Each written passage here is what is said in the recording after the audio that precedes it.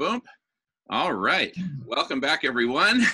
And welcome to Michael Gaio, who's been leading a really wonderful series centered around a new story for humanity and myth and the hero's journey and so many cool things. So without further ado, I'm going to let Michael give a much better introduction to himself and what the topic is for today. And then, Michael, you'll let us know when it's discussion time, and we'll follow your lead. Great. Thanks, Jamin. Thanks Sure. again for inviting me to be here. And how's everyone doing? How's the conversation been so far prior to this one? It's been awesome, and it's also been transformational, because just look at how fast the world is transforming and things falling apart and new possibilities emerging. And so I'd say but it's been an awesome meeting so far, and just so many cool ideas are being. Yeah. Well, that's the thing. There's just so much going on right now, and so much new things. We've never been quite in a situation like this before, especially in the modern age. So there's so many things happening at the same time, and so many different vectors of thought, and people have different priorities. And wow, what an opportunity for us to really test how we're coming together right now. And so, for me personally, if we look backwards over the last, I think this is maybe the sixth time I've been involved with this, the block party here, something like that, which is great. I love these opportunities. But several weeks ago, I had a very super focused, methodical, kind of like step-by-step, very, very clear topic doing presentations. And the last 2 weeks, though, particularly since this pandemic situation has been picking up, both me personally in my life, I've been feeling a little bit more scattered, just because, wow, what does this mean? And getting all my toilet paper stocked up and my tin foil. I'm fully stocked up on tin foil now. Just joke. That's a little bit of a joke. So I've just been feeling a little bit on edge. And so not as I've just been shifting how I've been thinking about what I'm bringing to this. And so I think it's also just appropriate. I'm a little more open right now. Like, well, where are we at this week, and what's really most useful to talk about? And last week, that's how I came into it too. Because I wasn't quite prepared. Had a few ideas in my mind. I was thinking last week, before the call happened, that the topic of the shadow, and particularly Carl Jung's general notion of the shadow, seemed relevant to me. And then I was kind of holding out my mind, and then we came into the conversation. That's exactly what happened. You spent the whole hour just really talking about this concept of the psychological shadow in context of what we're going through today, and that worked out fine. So we'd actually considered just extending that maybe for a few weeks, and so that would be my general idea. It's just I have some new ideas around that. I'm sure everyone else does too. That would be my loose topic if we're going to choose a topic. But at the same time, I think I just really just open up at the beginning here, and see what were we talking about right before I came in, like what's the current stream, and how can we just kind of maybe if it's appropriate to flow with that, or if you want to completely shift, or maybe it's going to integrate into some kind of other topic. So what was the topic before this? Basically. Yeah, the topic before this one is collective superintelligence, but that got eaten into by lunch break and a little spillover from our previous conversation. And then most recently, Cezary, who's joining us from Poland, has a really cool collective superintelligence concept, which he was just sharing with us about, basically a stock market of ideas and how meetings can. Anyway, he's just really cool stuff about collective superintelligence that doesn't necessarily fit, but I can do it. I can do it, actually. I can totally segue from that. Beautiful. I can totally segue from collective superintelligence to the collective shadow. I can totally segue that, because here's why. Because my theory around collective intelligence, or one of my ideas, I don't know if it's my theory or not, one model I have around collective intelligence is a really just basic view, is that there's fundamentally two ways to come at it. There's many ways to come at it. There's fundamentally two different ways. I call it a top-down approach of designing for collective intelligence, or a bottom-up approach of basically clearing the way for collective intelligence. And let me explain what that is. So like any kind of top-down design approach for collective intelligence would include any kind of systemic design, like what we're currently doing. We're utilizing network technology to bring a diversity of people and agents together in a way that's uncommon, or it was uncommon a decade ago. And this is a way that we can elicit or engender the emergence of a higher order of intelligence. So using any kind of network technology, any kind of like, design science, these kinds of things would be like, we're like designing a social system to engender the emergence of more collective intelligence. The other way, the bottom up, I would say, is basically that we're already collectively intelligent. Intelligence is inherent in any collective. And that this would be more of like a psychological approach, meaning that basically we just want to go from the bottom up, meaning the fundamental unit of a collective and its collective intelligence is the individual person. And that the healthier and more integrated our individual people are, that would just necessarily lead to a healthier collective, more integrated collective, and you're going to have just more intelligence coming off of that. And and I think there's many different levels to that. So that's, I've focused on both sides of that. I'm both a technologist of 20 years. I'm also getting much more into focusing much more now in philosophy and in psychology and mixing that with technology. So I'm focusing a lot more on that aspect of it. So I would say, in the scope of the bottom up design, this is what's happening right now.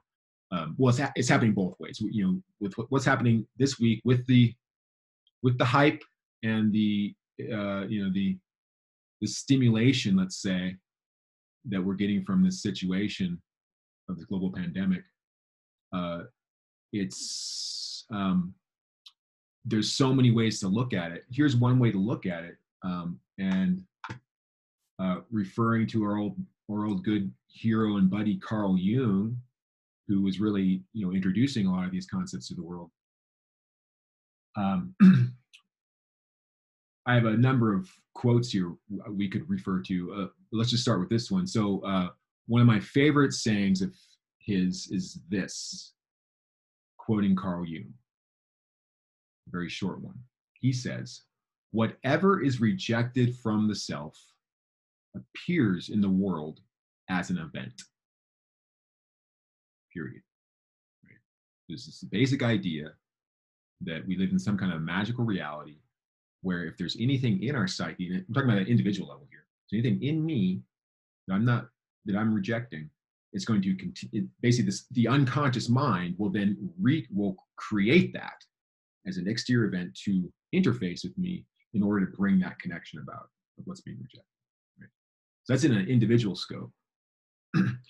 And a lot of what Carl Jung talks about is in an individual scope, but he also talked about the collective unconscious, that these things are all also appropriate and appropriately applicable to a collective body. So we could say in the same sense that, me as an individual, anything that's, any of these kind of psychodynamics that are true for me could also be applied to thinking of our entire world and our entire population, not just the humans, but the whole thing, all the sentient beings on this planet, is like one giant individual organism, like a giant brain, and that there is a collective conscious mind, and there's also a very deep, deep, deep unconscious mind. And that unconscious mind is very, very powerful and is making a lot of what we're seeing. In fact, say even a vast majority of the events and the content that is happening in our human drama, not just today, but for thousands of years, is mostly a product of our collective unconscious, which is vastly intelligent. We're not fully conscious of that happening. So with that said, this event today, we can see, here comes this virus, and what kind of signal is this from the position of us being like, of our collective being like an individual solidified organism with all this diversity of parts that's still has all this conflict. Obviously, there's all this, a lot of good stuff happening too, but there's been a lot of conflict in the world with the contention and the diversity of our individual units in the collective, and all the conversation before now has been about how we need to get up to speed with modifying our behavior so that we have a healthier ecology for all. And yet we so ignore it. We've been saying this for weeks and weeks and weeks now. Like, one of my questions is, based on the observation that, for decades now, there's been a community aware that we have an ecological crisis and sociological crisis and financial crisis and all these things. We have all the resources, we have all the people, and we have all the technology and all the knowledge to solve these things. We do. There's nothing missing. But then why aren't we doing it? Why is it taking decades? Why is it so slow? What is the resistance about? Why is there so much resistance? It's largely unconscious. There's some element. And we're pointing fingers everywhere. That individual, that group of individuals, but they're pointing fingers at other people. It's just like, it's like there's something underneath it all. There's something in our collective psyche that's slowing us down. And so clearing that. And so this is what's happening now. This event, I think, is a good example of a manifestation of this. That now it's really getting everyone's attention, isn't it? And wow, and it's just highlighting all the breakdowns and all the causes of this. It's highlighting all the elements of what we've been rejecting, what's not fully integrated. And so in Carl Jung's model, that's what the shadow is. That's what the unconscious mind is. And in his model, there's a counter to this. So that he says, well, that's just the deal. Everyone has a shadow, and you always have a shadow. There's always more work. It's not like you're totally done with this. So it's just this is just one element of the psyche he's talking about. And ultimately, in the grand process of things, it's about what he calls the individuation process. There's this goal of individuation. And that term has different meanings in different contexts. It's not his word, but in Carl Jung's position, individuation, it basically means that you're taking it basically means you're formulating your character. You're integrating, you're defining what's you and what's not you in order to become a whole and healthy individual, where nothing's rejected and things are accepted, but at the same time you're not accepting everything. It's what you are completely in an integrated way, where you're not reacting and projecting. Right? So it's knowing where to say yes and where to say no, basically, within yourself and outside yourself. And so what does a collective individuation process look like? I think that's what we're doing. We've been doing this for decades too. We're in this slow, gradual process of individuating ourselves, integrating ourselves as a diverse collective, where we can still maintain our diversity while also being whole and healthy in our operations with each other, right? And so I think this opportunity right now, the silver lining, and I don't mean to bypass any of the concerns right now, none of them.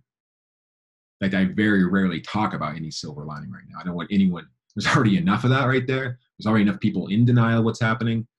We want to be proactive in mitigating the effects of this, but at the same time, there is an opportunity that I think is happening. And the silver lining is that it's stirring us up. We haven't faced this before. We're organizing in different ways. We're having new conversations backed up with real deep emotion, because people are scared, right? Their survival mechanisms are triggered. So this is an opportunity to really clarify these shadow elements and see them as a collective, both as individuals and as a collective.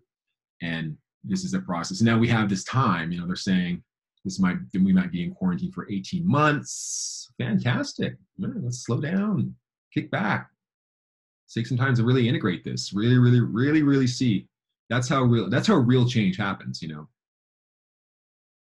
Maybe we need an event like this to really slow us down and put everyone in their place for a second, just contemplate. So let me read another Carl Jung quote, and then we can maybe open up for more discussion. So here's a kind of a medium length one. Jung says, quote, The psychological rule says that when an inner situation is not made conscious, it happens outside as fate. That is to say, when an individual remains undivided and does not become conscious of his/her inner contradictions, the world must perforce act out the conflict and be torn into opposite halves. And we're seeing that so much right now, too. We were already somewhat divided, and now it's just like, woo! It's really clarifying how we're some divisions, right? Some new kind of divisions right now are happening. Like, so I can name so many of them. Let me read one more. This really big quote. Now I'm gonna maybe I should screen share. Is it easier if I screen share and people can read it rather than me say it?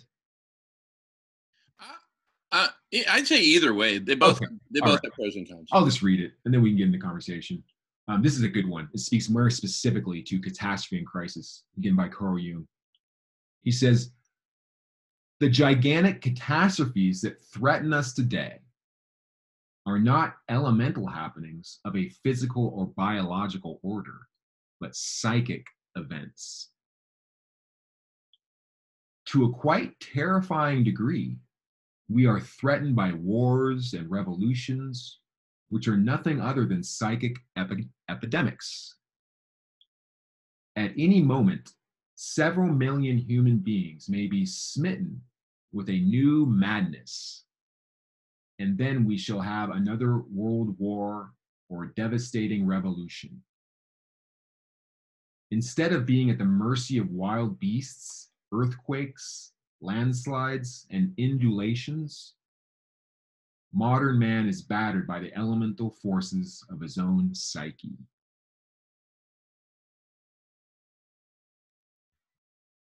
All right, what do y'all think?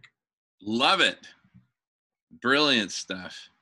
I'm just going to make a quick comment because other hands were up, notably Melissa's and Emery's and James from before. But my quick comment is that last quote, when you're reading it, I just immediately went to World War II, right? Mm-hmm. And here's this world with all this abundance, low population, great technology for its time.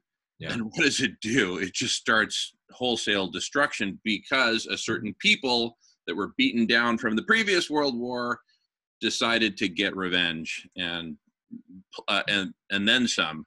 And like, we're going to show you can't mess with us like that kind of thing. And we're really going to teach you not to mess with us ever again. And it just went, but if those elements weren't in the psyche of the individual Germans, Hitler wouldn't have been able to drum them up. Anyway, right. I just want to make that quick comment. Mm-hmm. And if people want to refresh their hands for the present conversation, feel free. We got Melissa, and I'll just moderate. That way you can focus on the conversation, Michael, and I can focus on. Cool. You bet. Thanks. Okay. Go ahead, Melissa. Wow. Michael, you are so spot on, and I'm really grateful that you brought in Carl Jung. I think everything you quoted was really accurate, and what an incredible visionary. I was going to suggest that you tie in, which you already did, so I love that synchronicity, re-enchantment into the duo that you're addressing, because I feel the world needs now is re-enchantment. We need to come back into the magic of life, and there's been so much separation. So if we think of the Second World War, really what is happening is this separating out from our unity and seeing self and then otherness, rather than we're all one, which we spoke about this morning with Jackie and Mayra. We had a conversation around the divine feminine and what that could look like and feel like. And so there was a lot of conversation around oneness with humanity and with the planet and the solar system. And what you're talking about here, where whatever we ignore individually or collectively will express itself and manifest in an outward event. I found that absolutely right. they say whatever we don't want, we attract through our emotions. So what we got to think about is what we want to attract, and we will also attract that. So we can reimagine the world by kind of moving through shadow into our gifts. Mm-hmm. So thank you, Michael. You're welcome, Melissa. Yeah. All right. Miles has his hand up. Go ahead, Miles. Hey, Michael, thanks for those quotes. You bet, Miles. So much we could say. The individuation is, in some respects, I believe, is a person finding and becoming a friend with their God image, their self with a capital S. And this is a numinous journey. And a friend of mine who's very knowledgeable, Carl Jung, he defines the numinous as the one who beckons.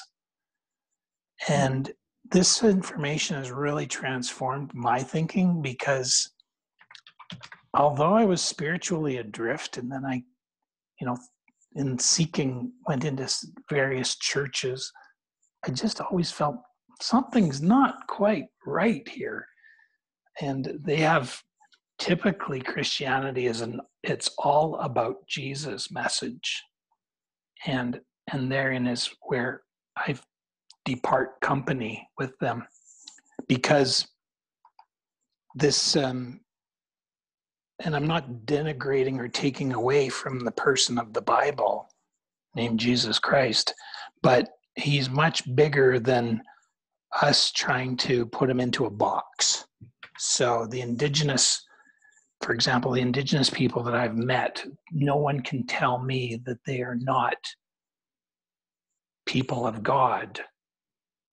And what we've done to them is atrocious. In fact, the Nazis, when they came up with some of their concepts for the concentration camps in Mein Kampf, Hitler's Mein Kampf, he actually borrowed from the ways that we North Americans in the past created concentration camps for the First Nations people.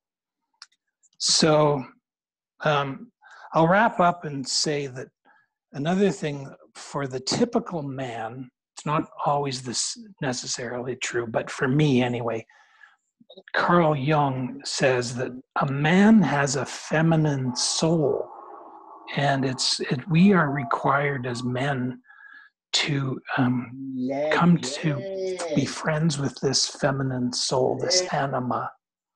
And I just was like blown away by the 2 hours that went by so fast, where Melissa and some of the other women were leading conversations about the divine feminine. And it's so important for us men to listen to what they're speaking, because there's no way I could ever come up with the things they said. Thank you. Yeah, great point. Yeah, that would be like a more specific aspect of the integration of the anima and the animus, which I'm not fully aware of what Jung says exactly about that, but that's the basic idea. And yeah, that's a key element, part of the division that we're integrating right now. It's between not just the masculine and the feminine, but the anima and the animus, which we all have within ourselves and across each other. So yeah. Yeah, it's really key right now.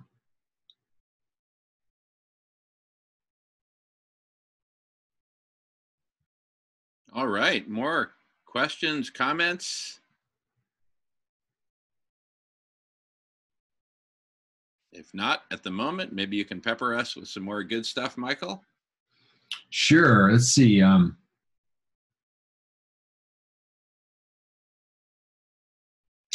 Well, with that said, where do we go from here? It's like, so that, I see that's what's generally happening, that's the great opportunity here. It's kind of an unavoidable opportunity. It's like, oh, hey, there's Olena, my beautiful and wonderful girlfriend. Speaking of the integration of the anima and animus. Awesome. Welcome, Lena. Welcome. So, with that said, just to review, so we're, talking about the opportunity we have now, that this specific situation with the viral pandemic is in all ways visible, a real manifestation of what Carl Jung was talking about, of the manifestation of an event that's a direct reflection of what we have rejected as a collective species. And this is a great opportunity. That's the first step in his process of integrating the shadow towards individuation. The first step is encountering the shadow. So, we've been encountering it for a while now, but most of the world has been ignoring it. So now this is another phase of that, really amplifying it, and it's got everyone's attention now. And then the next step of that in the individuation process is to merge with it, and then to assimilate it, so it actually becomes part of us in some ways, in a whole and healthy way. So, with that said, that's the general thing going on. I think that's the opportunity here. But, what then? Like, how do we approach this? Like, what's to be merged with? What's to be assimilated with? And I think there's all kinds of ways. This is bringing up, just inside the United States here. Let's just take that in context. This is a whole world situation, but just the United States. Or actually, we could expand it out. Like, like people are blaming China right now, right? Oh, it's China's fault. If China had done X, Y, and Z, maybe this wouldn't have happened. And then we can, then the United States, if the United States had acted sooner, like why are they being so negligent now? Why are they moving so slow? And so it's highlighting, the international dynamics and the dynamics with our own political government forces. Then there's the whole package. We can open the huge package of, what if this is an agenda? What if this is a nefarious agenda? What was this virus, created in a lab somewhere? Yeah, Jamin, are you raising your hand? Or you? Oh yeah. Raising my hand. Oh, by the way, for those who don't know, when we do like this, it's like a silent applause, and then this is raising hand, which we can do electronically. And Les, I see you got your hand raised as well. So I just wanted to comment in terms of, what is it reflecting our slow response? For me, it's a clear reflection, among many other things, it's a clear reflection of our addictions and attachments to a way of life and to inertia. And I'm attached to continuing to produce this and do that and not change, right? I mean, being such an intelligent species, and with the collective intelligence that we already have, in all forms, from internet to traditional media to snail mail to language to cities, you name it. I mean, we're hyper connected, so the news spreads really quickly.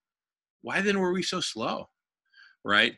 And look at the cost of this slowness. And so I'm reminded of an addict, a heroin addict about to inject themselves on the railroad tracks, and a train's coming, but they're more focused on the needle than on the train. Anyway, you get my point. Right.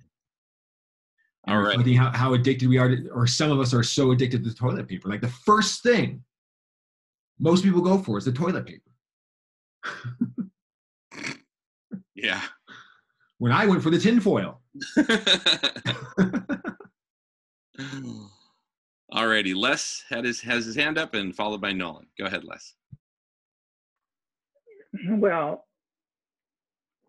as far as this virus goes, you got to think that we're actually at war with China.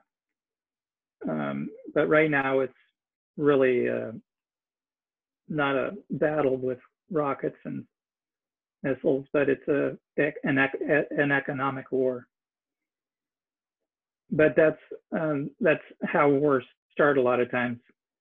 If you have a trade war or economic war with another country, it can easily lead into a war where shots are fired and such.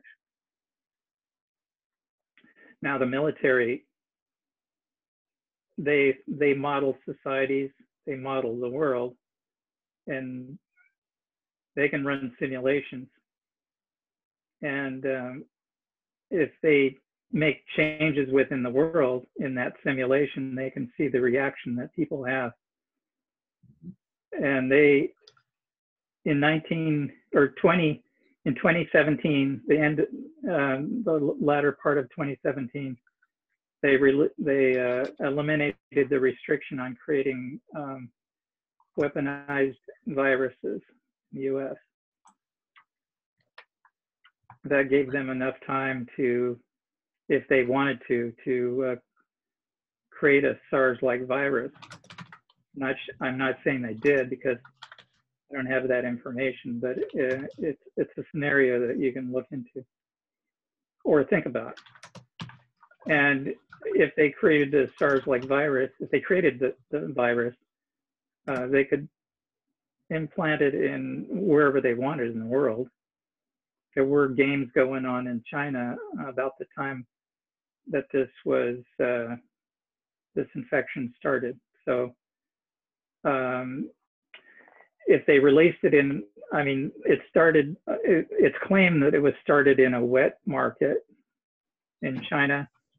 So if they released it in that area, then they could blame it on China, and people would be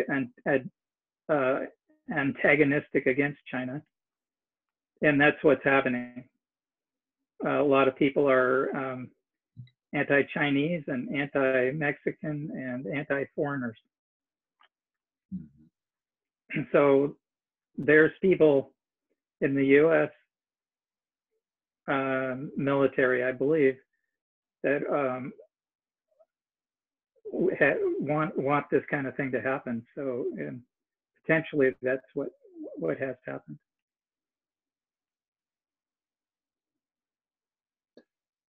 I want to interject something really quick. Just kind of just to lay a foundation of where I'm coming from in these conversations. Because hearing what you just said, I fully agree that that's a perspective, and a common perspective, and it could very well be true. And I'm personally undecided on it, and that's just why I want to kind of lay down the position, the general position I'm taking in all of this, because there's so many different vectors of the conversation, so many things they're considering, so many people are going different directions with this, and I think we'll be integrating this for a long time. But that's how I'm approaching it right now. That they're in these times, it's natural for us as individuals and as a collective to want to reach towards conclusive facts, especially when people start feeling unsafe and confused and disorientated. They want to find the ground. So they're looking for origins of this, they're looking for conclusions of this, but we don't have it. We simply don't.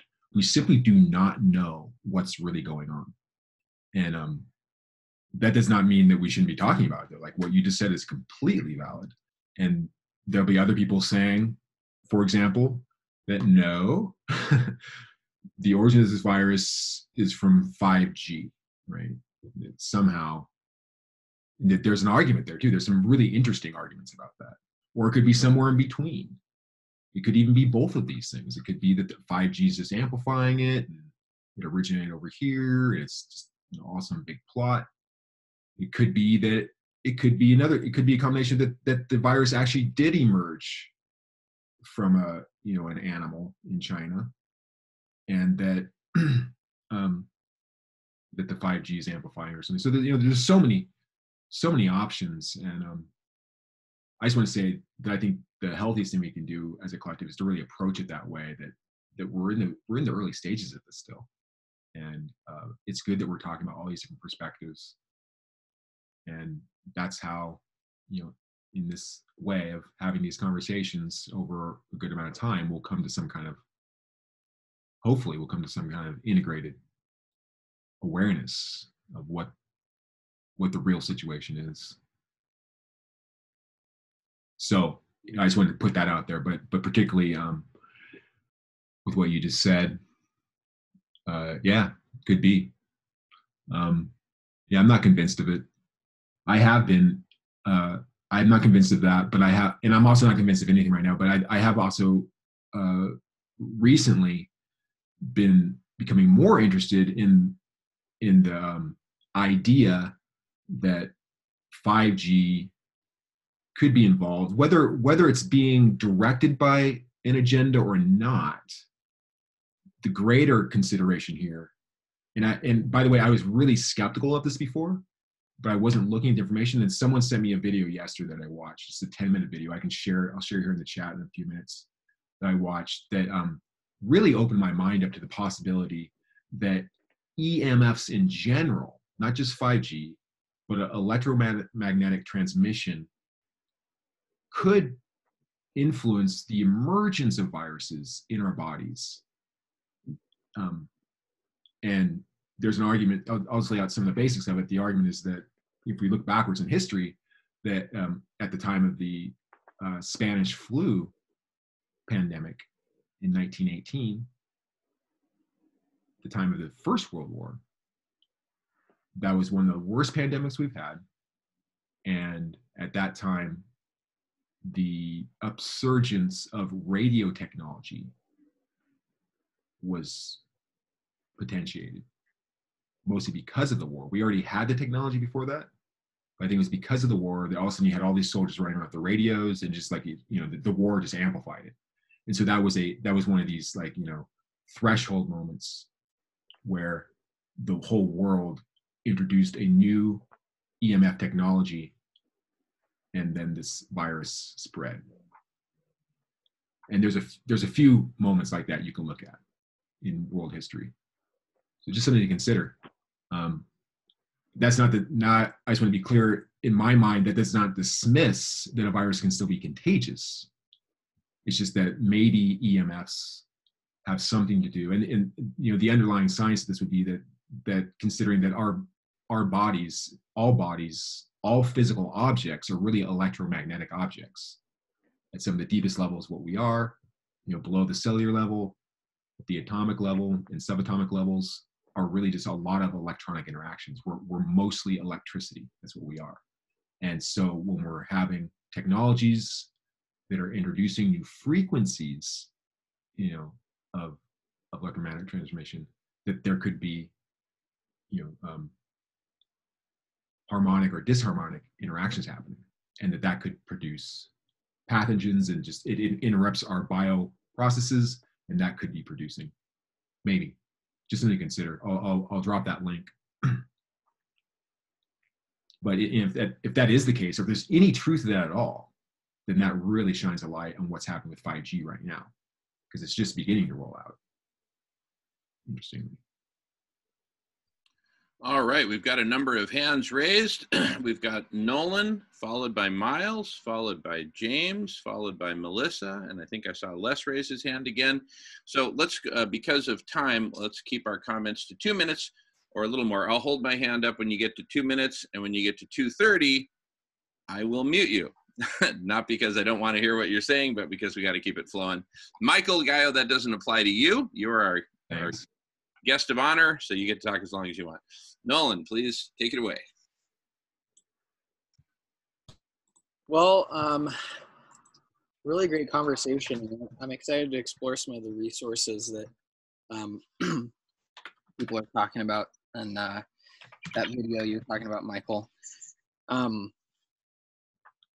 Something Jamin said a while ago got me on this line of thought. I watched a TED Talk from Bill Gates about, viral pandemics. And it's like just now having a resurgence in popularity on YouTube. But it was first published like 5 years ago, and everyone in the comment section is like, what were we doing in the past 5 years? I can find it's a good TED Talk. I don't know if it would, it's just kind of an interesting example of, well, we knew this. We had a very well-known public figure come out and give a really thorough presentation on this, and still, where are we at 5 years later? Well, not where he was trying to get us. And then one other thing I watched Joe Rogan about like a month or a month and a half ago, kind of seeing this coronavirus coming, invited this researcher, professor from, I think, the University of Michigan. And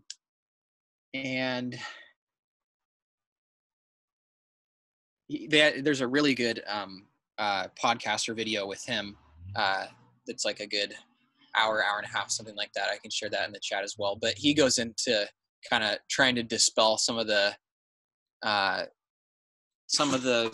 myths around, what is the nature of this virus and what can we do to prevent it. And turns out he wrote a book like several years ago that predicted literally predicted a virus coming out of China and us just not being prepared for it. Anyways, I could share a little bit more, but I'm at the limit, I realize. So I'll share those links in the chat. Awesome. Thank you, Nolan, for being understanding of the time limit. I'm going to let Michael respond, and then I'll call the next speaker, who will be Miles, followed by James. Go ahead, Michael. Yeah, I've been meaning to watch that Bill Gates TED Talk. I haven't done it yet, but I did watch the second video referring to the Joe Rogan video. Interview is really good. By the way, I also dropped the link of the video I was referring to. We get just a 10-minute video. I recommend everyone watch it just for consideration. And by the way, I forgot to mention that the doctor talking about this idea of how EMFs could be associated to the emergence of viruses, he's referencing Rudolf Steiner several times, which is a theme we've had here for a few weeks now. And I know that Melissa, that's something we had planned to talk about a bit more, was Rudolf Steiner's views on some of these things. So just interestingly, yeah. Okay, that's it. Good stuff. All right, up next is Miles, followed by James. Go ahead, Miles. Okay, I'll talk a little bit about the shadow, and also very interested in Cesari's concept of the stock market of ideas. The shadow that I'd like to bring to the table is with respect to the quality of the information and the idea. So what is a shadow for me, and I think unconsciously, maybe more collectively than we're aware of, is there is a lawyers committee for 9/11 truth. And as a former civil engineer, I do have a Bachelor of Science degree in civil engineering. I agree that their findings, 54, I think, articles or pieces of evidence that ordinary office fires could not have brought down World Trade Center Building 7 at 5:20 p.m. in the afternoon. It could only be by the simultaneous destruction of about 80 columns to get it to free fall into its footprint. So we need to ask ourselves, are we going to complete that investigation? Professor Halsey of the University of Alaska, structural engineer, head of the department, has done this analysis and has concluded what I just stated. Similarly, with respect to this COVID-19, this pandemic, are we going to investigate this properly? And so, Cesari, your stock market or Jamin's collective intelligence, where's the quality control checks to make sure that the idea is valid, peer-reviewed information, vetted?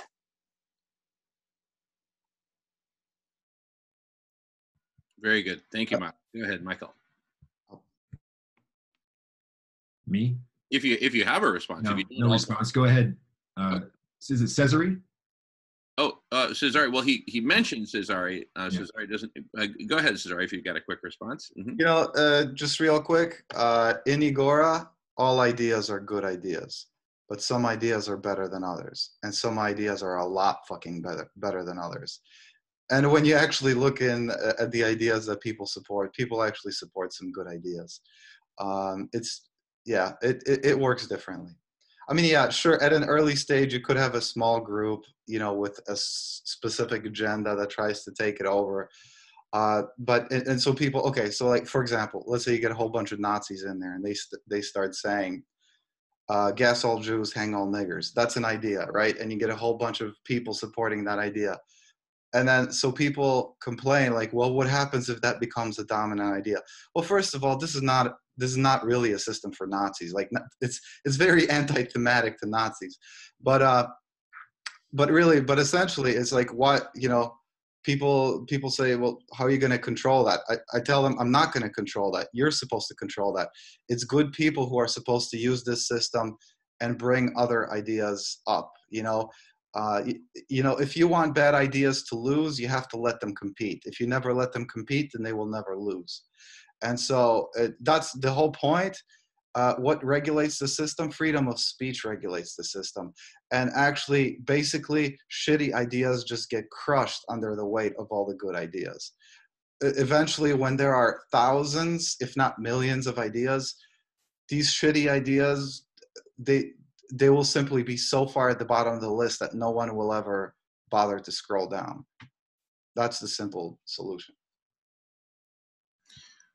Good stuff. Good stuff. All right. And before I call the next speaker, I just want to make a general comment that I make from time to time, is to please be sensitive with language. I know no one's trying to be offensive or anything like that, so it's not about intent, but just please be mindful that some people might be offended, and we also want this to be family friendly and whatnot. All righty. We got James, followed by Melissa, followed by Les. Go ahead, James.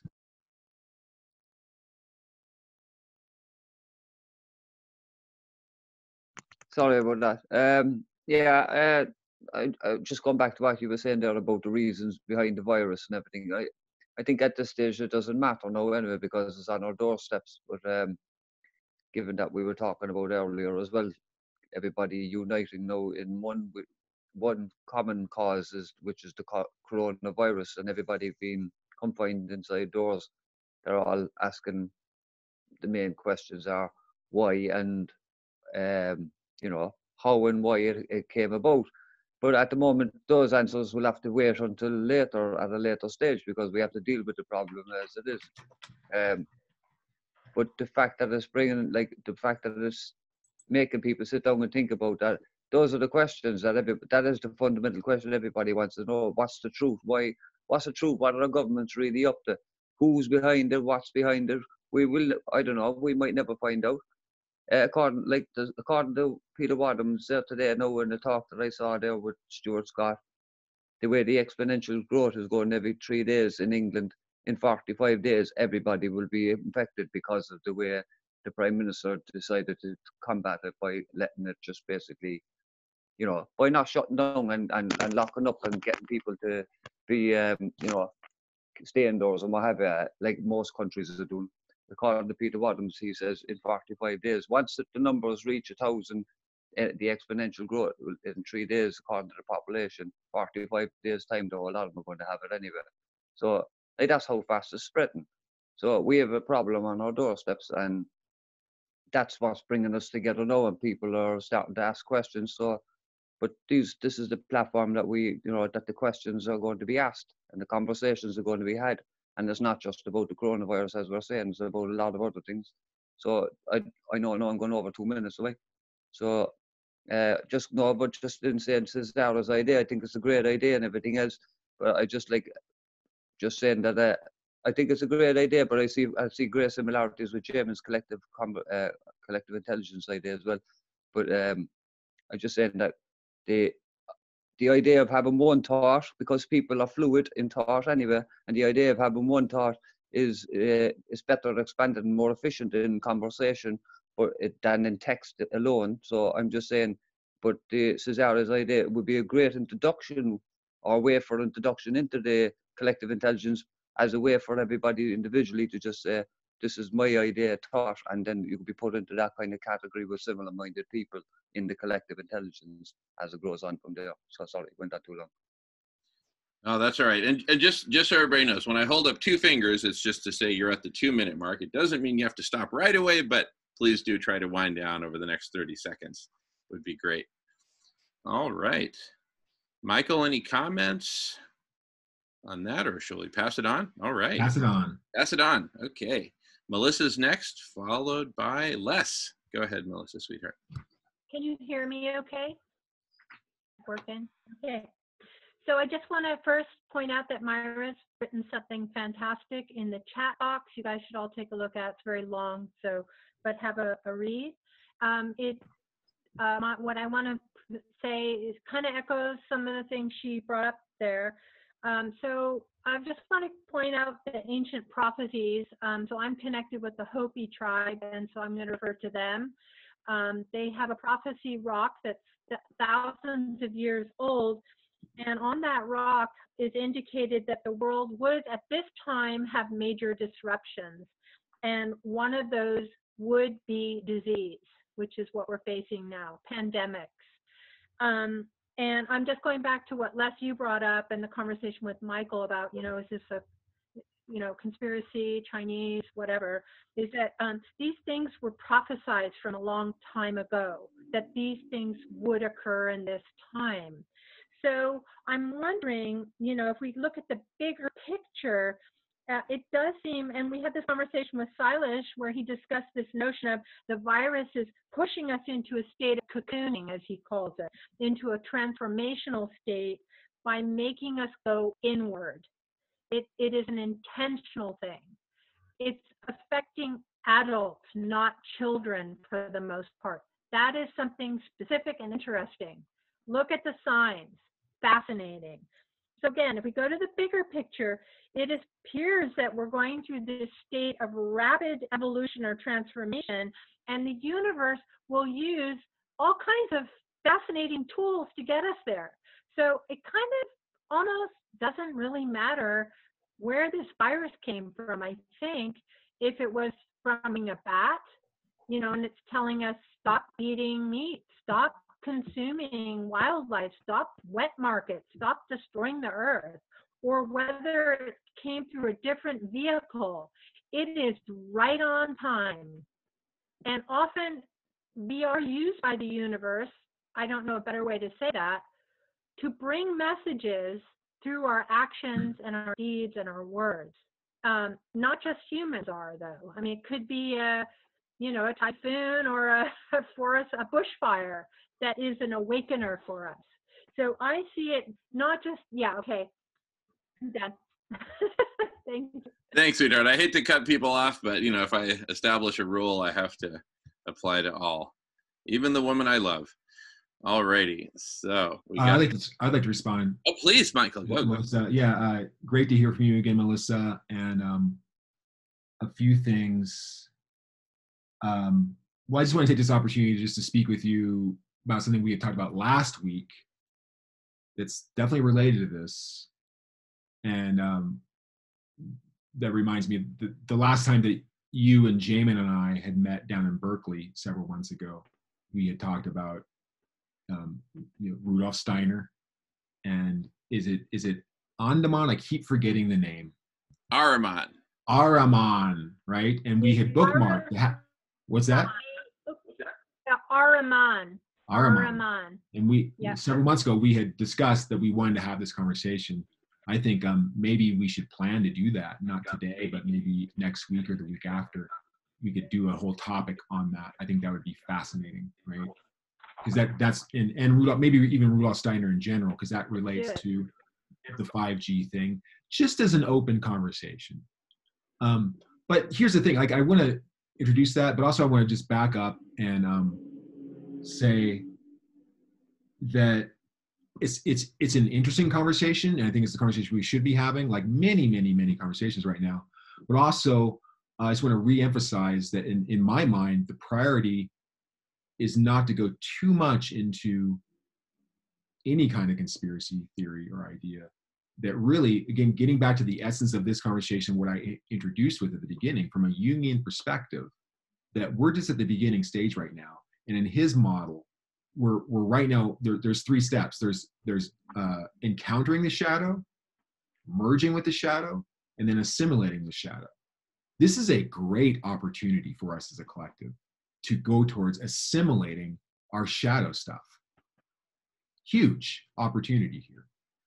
Let's really take advantage of this opportunity and recognize that we're in the first stage. We're still just encountering this puppy. We're just and people are still in denial out there, right? In their various ways. So we're still in the encountering stage. And then as we get into merging with it and then assimilating it, we'll be going into greater detail about where did this come from, what kind of conspiracies are involved, what are true, what's not, all these kinds of things. I'm just saying that I think I'm totally interested in having these conversations, but in my mind, the priority is that we're still encountering it, really. We will see what happens in the next weeks and months. We will see, what the numbers really are, how many people are really getting sick, how many people are really dying, and how great the actual effects that are going to be encountering people with this are going to be playing out still. Right? Okay. Can I just jump in really fast on that note? Because Steiner talks a lot about illness, and he did a lot of studies about the particular aspect of a disease. And actually, if you look at the word disease, it's dis-ease. When we're uncomfortable with something, we get sick. And so one of the eras he talked about were the Victorian era, which the Victorians really did not express their emotions.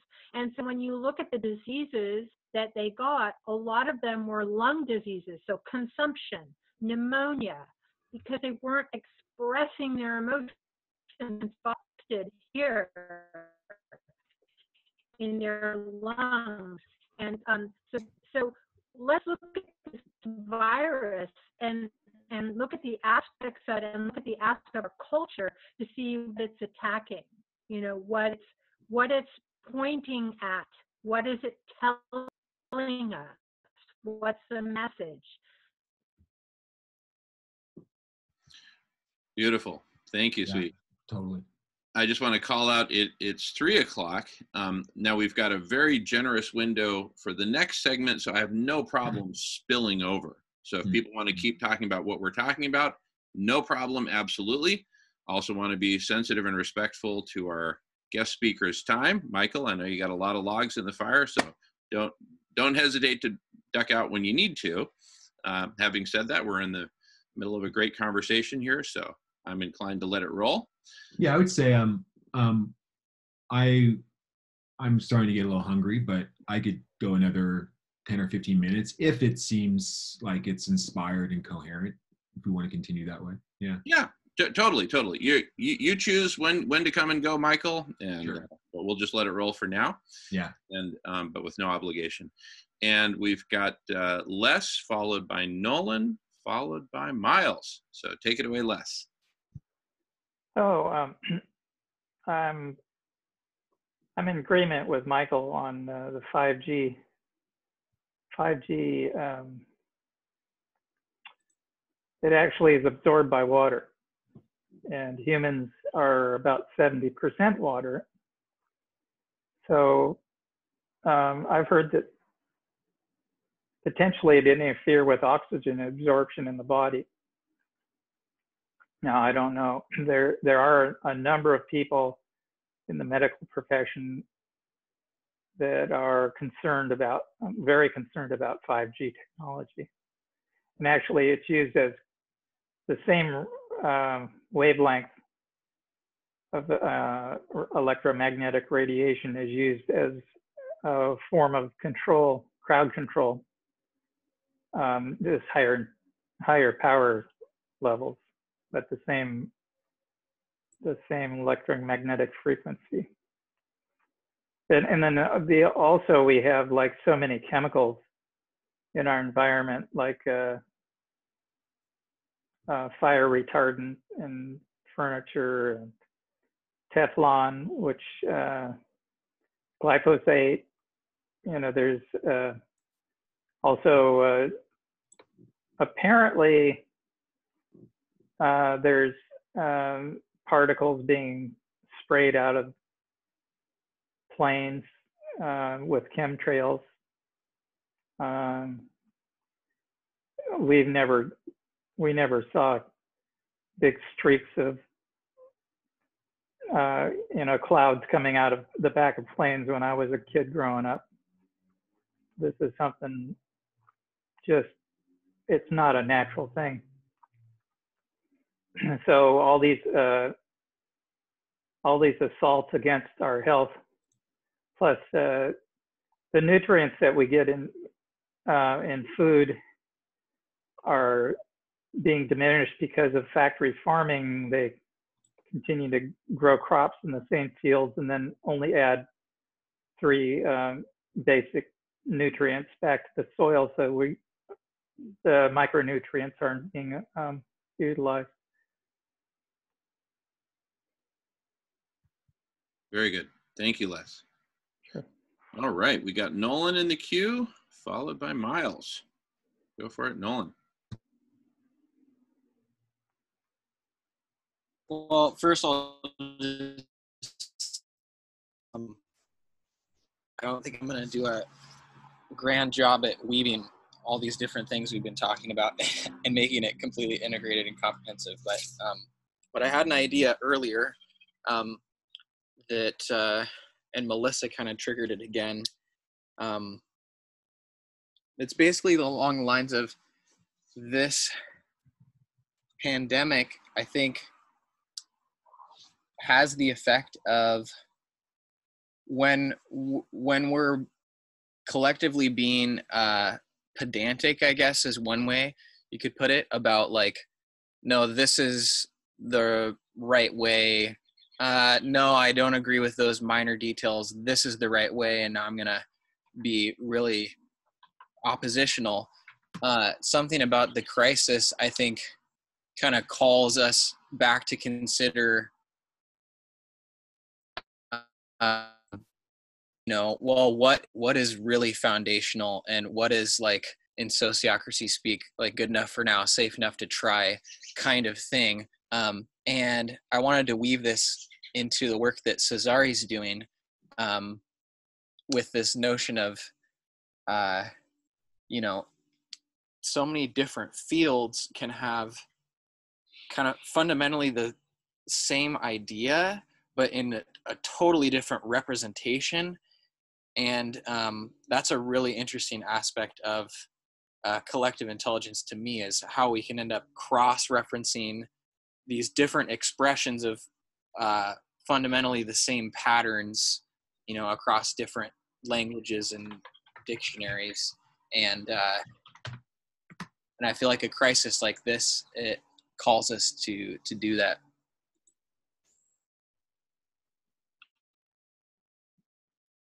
All right, good stuff. Looks like Michael and Melissa have follow-ups. Go ahead, Michael. Let's respond to that. Yeah, that's a great point, Nolan. And I'm reminded of a book by Edward O. Wilson called Consilience, The Unity of Knowledge, which I think came out in the late 1990s. And that term, consilience, is a neologism. It's a new word I think he coined. It means the quality of things just to come together. Con means to come, and silience is the quality of something. So consilience is the quality of things that come together. And I think his book explores this idea you're talking about. And he was kind of predicting that in the coming decades that we would have this, kind of consilience factor come into our cross-disciplinary interactions across science and art and everything. That one idea in science that's somewhat well established can be revolutionary in another sector. And it's totally key right now. Yeah. Beautiful. Thank you. And Melissa, did you have a follow-on, or are you good? I was just giving the Heidi 5 to Noel, and that's all. Sorry. Oh, very good. Very good. Thank you. Awesome. All righty. Miles has been patiently waiting. Go for it, Miles. Yeah, Cesari emphasizes that freedom of speech is so critical to his stock market of ideas. And that is one of the strengths of the United States, with your freedom of speech provision in your Constitution, although it was seriously eroded for various reasons since 9/11. And the word conspiracy needs to be just basically embraced, because everything is things coming together. Conspire means to breathe with. Certain things or people came together, breathing together to create something to happen. But it has to be evidence-based. And so when I say Building 7, for people who hear me say Building 7, they'll say, what is he talking about? Well, there's actually 7 buildings of the complex. Building Towers 1 and 2 are the big obvious twin towers of World Trade Center, but there's also a Building 7. And so your people who hear this are going to be maybe jolted. They didn't even know that there was a Building 7, right? And all I'm saying is there's architects and engineers, lawyers, even a fire commissioner and others, first responders are all saying, yeah, there's something really it wasn't correct with respect to what happened late in the afternoon to create this Building 7 to collapse. So that is being factually investigated. And in fact, there's a grand jury petition. But the thing is, we have these stages of change that we have to work through. And you probably could Google this and come up with this sheet, which you can't read. But I took a mental health first aid course a couple of weeks ago. Mental health first aid, interesting concept. Just like if you found somebody with a broken leg on the street, you'd give them physical first aid. If you encounter somebody with having a mental breakdown or episode, how do you respond to give first aid to them? And they provided us with the stages of change. And the first stage of change is pre-contemplation.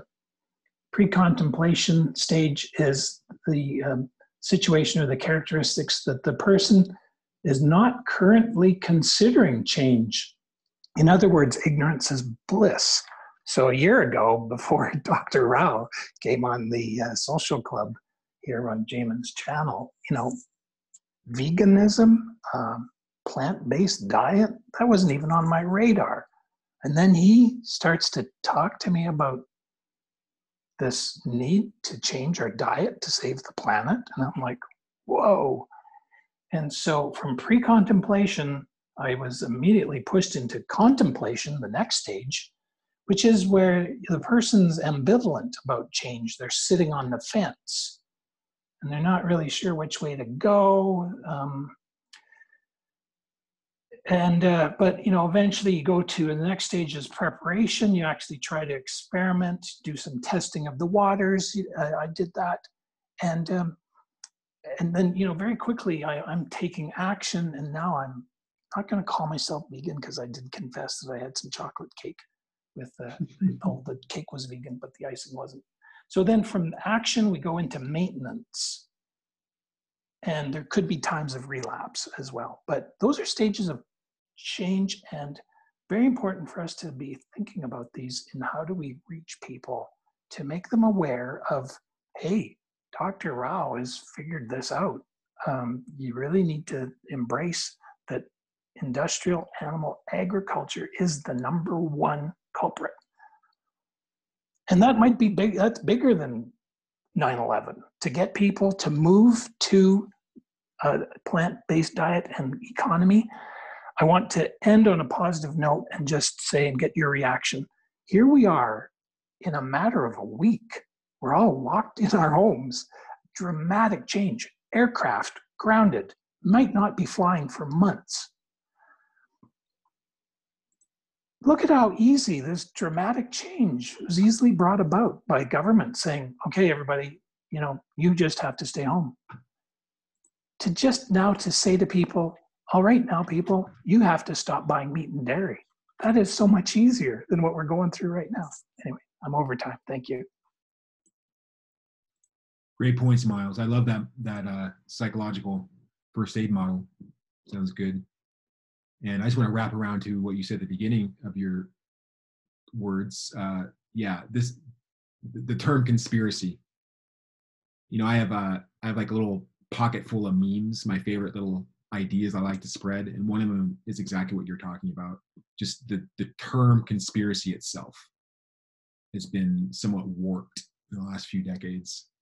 And just considering the original etymology, the original meaning of that term, to breathe together, that's what it means. We're breathing together.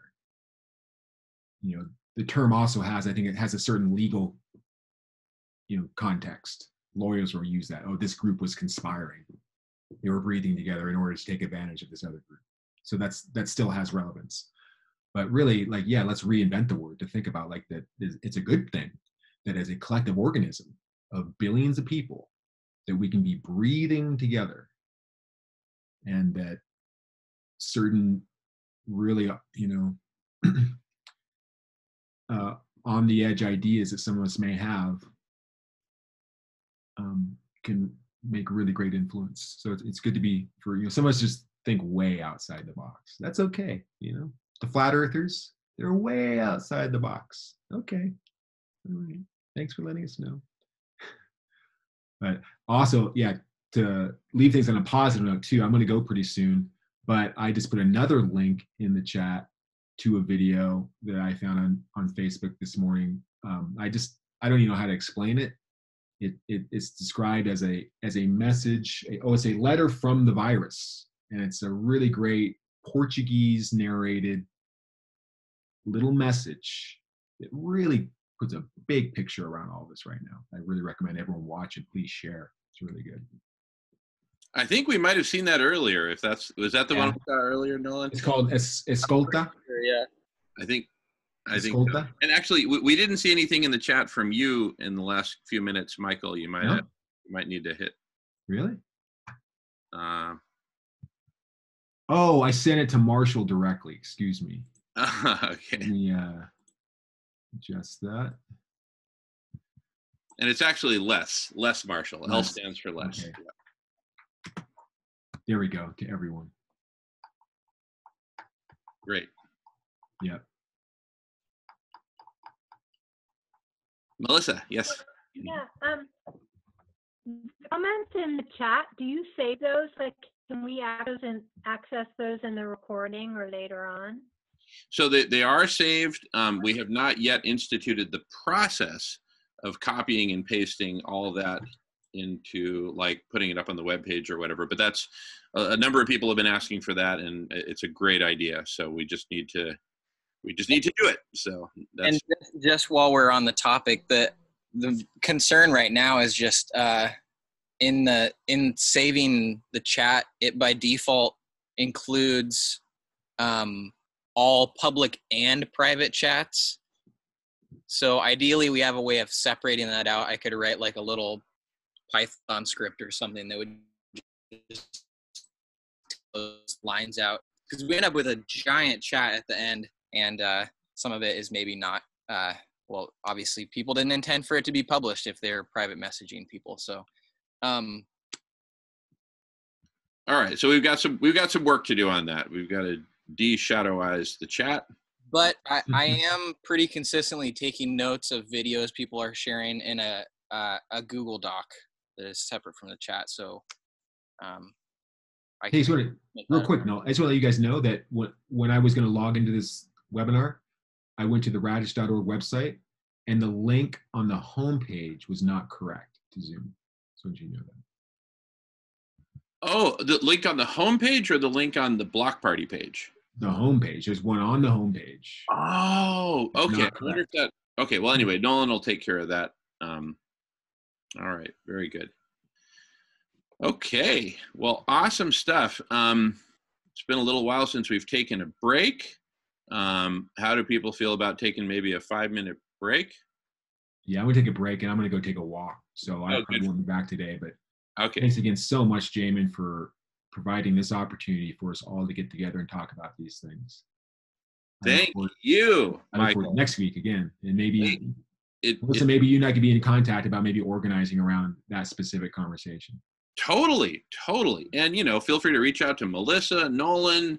Yeah. Let's use our distributed collective intelligence to zero in. And Michael, right back at you. Thank you, buddy. You've been at every single block party. You're a pillar of the block parties. Hopefully, always will be.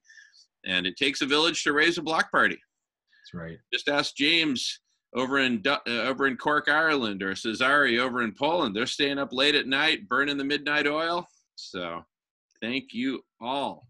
Oh, hey, I got one more thing to add before I go. Yeah. Just a question for everyone. This is how you get your quarantine name. Everyone has a special quarantine name, and you get it right now by taking the emotion you're having right now and adding it to the last food you ate. So mine, for example, is chillin' buckwheat.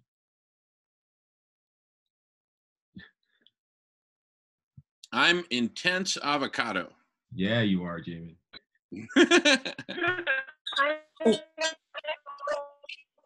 I didn't hear that one. Melissa, you're under. You sound like you're underwater. Maybe turn off your camera so we can channel it through audio.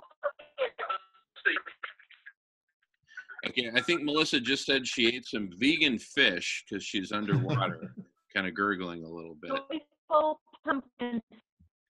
I think Melissa just said she ate fish. And I'm Active Hope Avocado. Nice, avocado.